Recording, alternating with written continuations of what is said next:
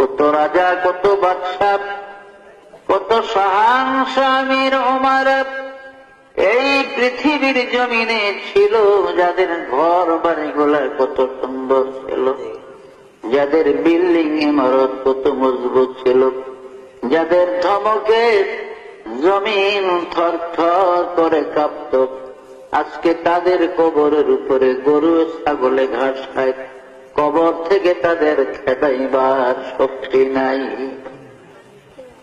কুজা কারণ, কুজা ফেরাউন, কুজা নমরুদ সুদাহমান,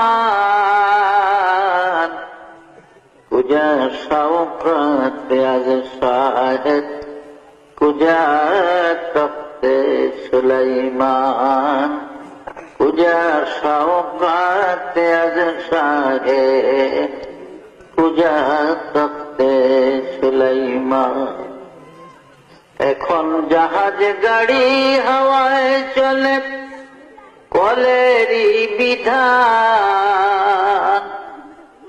ওগো বিনা কলে হাওয়ায় চলত হযরত সুলাইমান, মোরা সেই মুসলমান। এই পৃথিবীর জমিনে চারজন বড় বড় প্রতাপশালী বাদশা ছিলেন, রাজা ছিলেন, যারা সারা দুনিয়া শাসন করেছে, যাদের রাজত্বের সীমানা ছিল মিনাল কাফে ইলাল কাফ, সূর্য উদয় হতে অস্তমিত স্থান পর্যন্ত রাজত্বের বাউন্ডারি ছিল। এমন চারজন বাদশা ছিলেন এই পৃথিবী। এদের মধ্যে দুইজন ছিল কাফের আর দুইজন ছিলেন মুসলমান। কাফেরের মধ্যে দুইজন ছিল বাদশাহ নমরুদ এবং মুখতানসর, আর মুসলমানের মধ্যে ছিলেন হযরত নবী সাইয়েদনা সুলাইমান আলাইহিস সালাম এবং বাদশাহ জুলকারনাইন।